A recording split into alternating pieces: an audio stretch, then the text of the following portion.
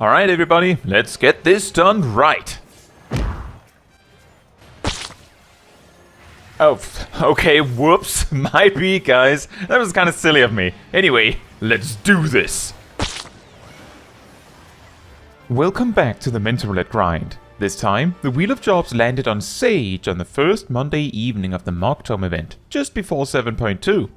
And this set was a surprising mix with very little Sohm duties actually. And for duty 1, we start with Rathalos Extreme. Apparently, this is just how it is now. Also, it turns out Nyan knew me. Hello! But time to practice what I've preached in my previous sets involving this duty. As a healer, emphasize healing more than usual in phase 1 and make as much use of Ishuna as you can to help the others. I also made the most of my damage reduction as best I could in phase 2 to help with stack markers. I got the impression Karma, the Pictomancer, were having trouble in particular, which culminated in them dying to an unlucky combo eventually.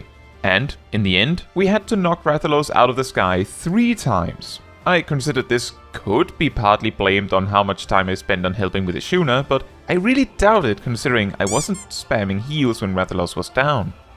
Now, for duty 2, we also have Rathalos Extreme. It appears Clive is spamming it. On the plus side, they seem to be pretty good at the fight.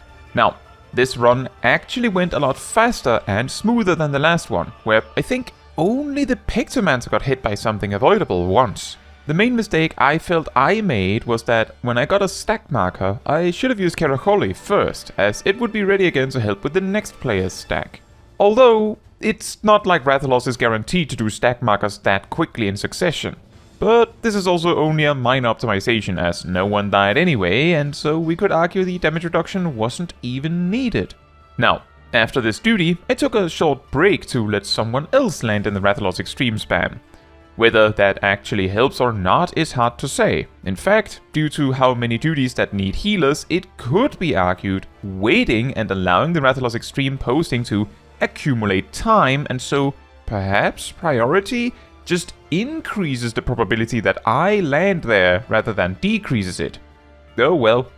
For duty 3, we have Porta Decumana, which is a mildly interesting duty to optimize, especially as a barrier healer. If you play it as well as you can, it is possible to sometimes do the whole duty without needing to cast any healing spells. For Sage, a huge part of optimizing this is of course moving Cardia around efficiently, making the most of every Ryuholi, and using Physis when the entire party benefits from most of the healing.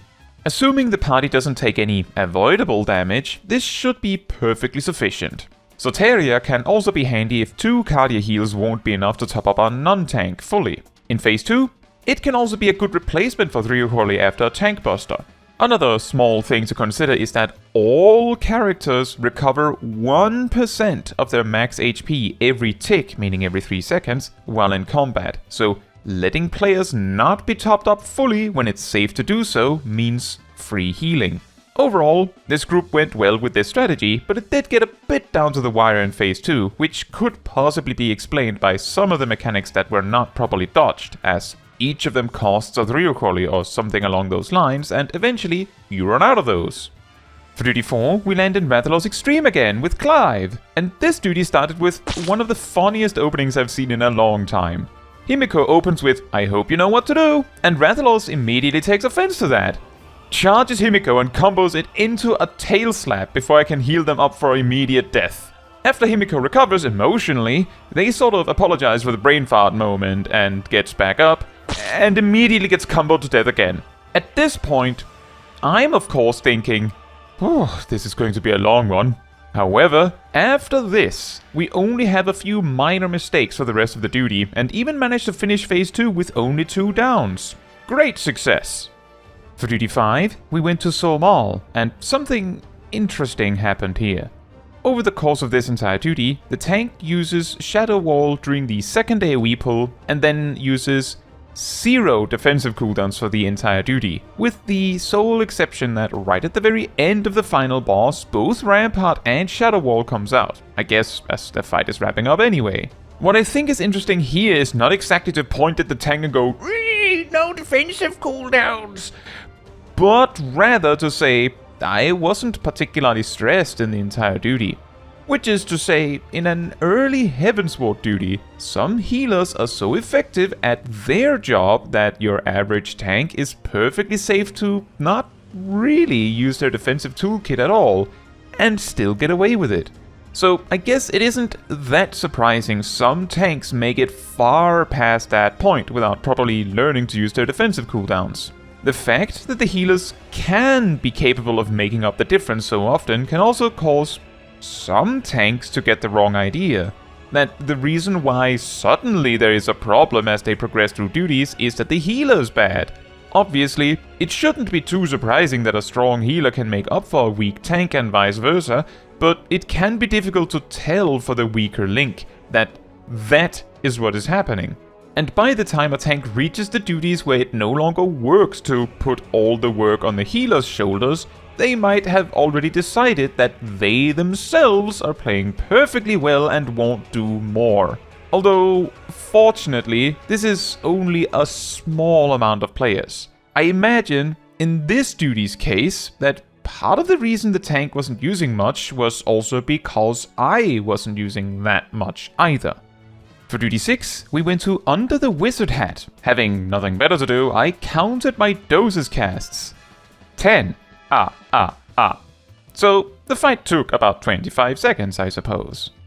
For duty 7, we went to Dzemael Darkhold. An interesting thing about this duty is that the light from the crystals in this first whole section makes you so tanky that it is relatively safe for the tank to pull everything.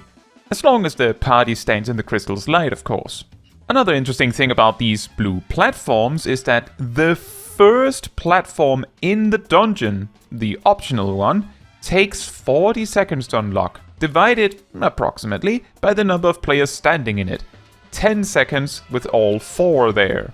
Yet, all the other terminals, every single one, takes 20 seconds or 10 seconds with 2 players and does not go lower than that.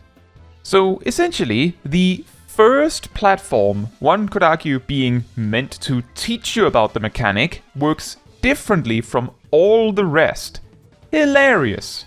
Now, on the final boss, it was pretty clear the samurai didn't quite understand the crystals needed to be attacked, or alternatively, they just couldn't be bothered to go considering how quickly the rest of us dealt with them. Overall though, a pretty good run. For duty 8, we have Malikah's Well, which is quite interesting for barrier healers. This is the first duty where they have access to the godlike version of their sacred soil and Qarn, where it also heals a bunch. At the same time, Malikah's Well have various rather challenging pulls, with both of the AoE pulls right at the start and the Giga pull after the first boss standing out in particular. But that said, this specific run of Malikah's Well was possibly one of the most awkward runs I've ever done of the dungeon. The tank pulled as if they were using their cooldown smartly, but the best way I can describe it is that it felt like this was either the weirdest or the laziest warrior tank I've had in a very long time. While we are on introductions, the summoner was also pretty confused it seemed, but I would say they were more excused as a sprout. Still, level 78?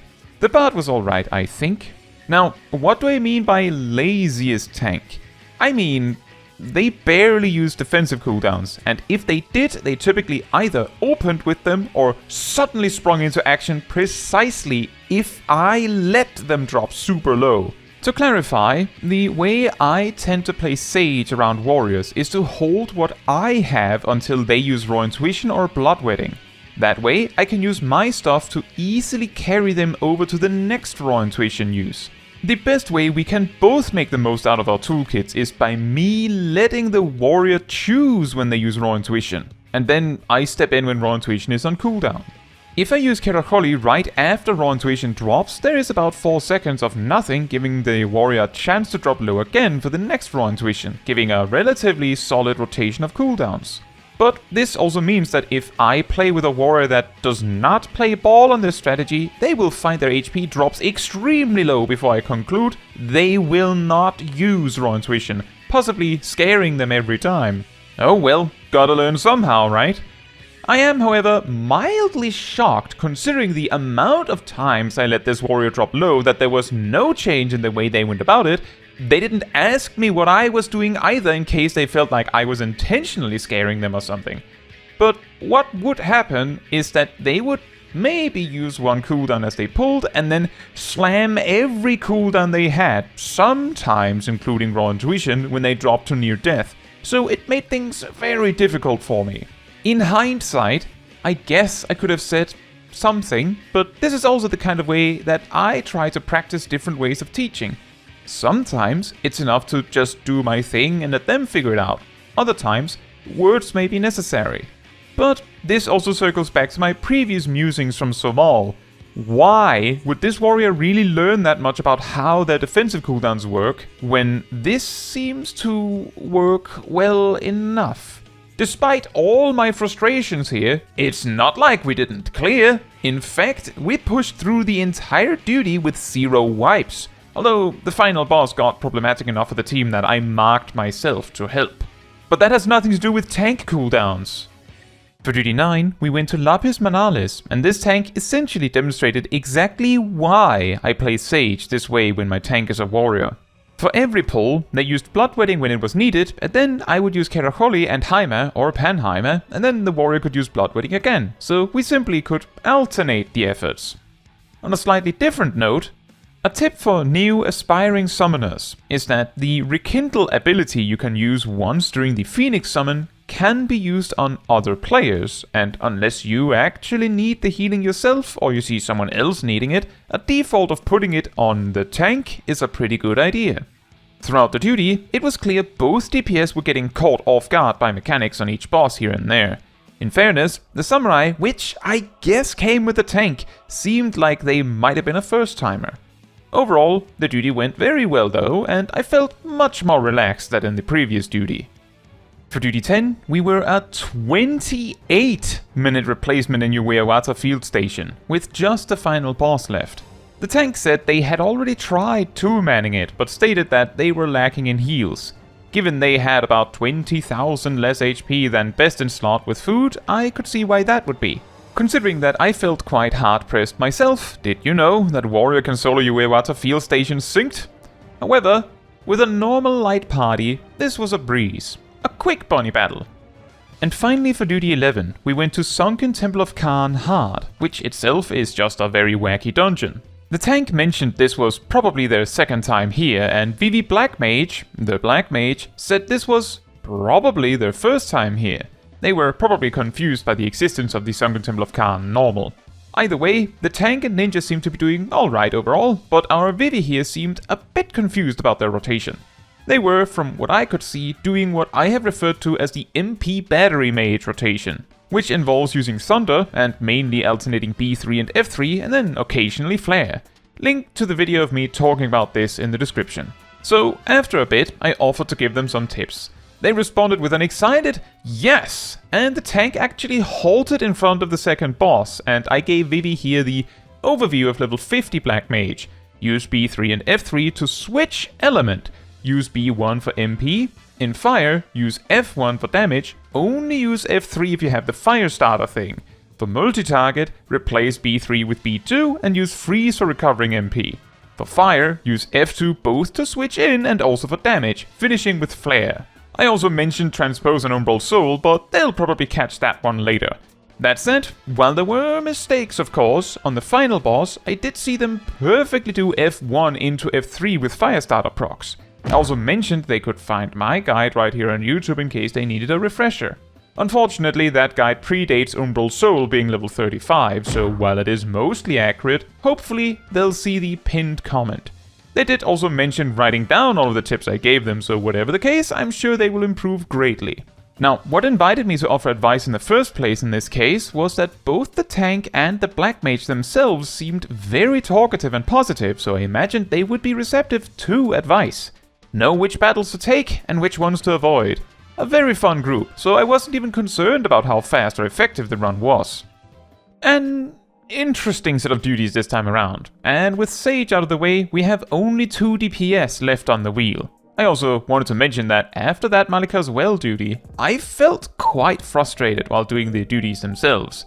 Even if the duties that followed were pretty nice, it wasn't quite until the Sunken Temple of Qarn where I felt, like, positive again.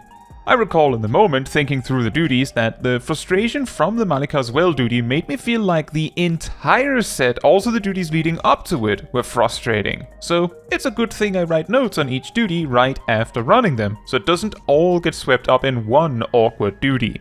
Now, that is all for this video. Thank you so much for watching. If you would like to support me and my channel more directly, you can become a member like these wonderful people here. You can also alternatively support me through Ko-Fi, link in the description. You can also support the channel by letting the YouTube algorithm know by liking the video, leaving a comment, subscribing, sharing, and hitting the bell to get notified when next I post a video. Fun fact, initially, Soteria only increased the effect of Cardia by 50%, but also didn't have a limit on how many heals it could affect, meaning it could peak at like 6 to 7 casts depending on how well you late weaved it and if you had spell speed and if you swift casted the last spell. If done perfectly, today's incarnation is like 1 cast weaker, but on average, the old version was probably the weaker one.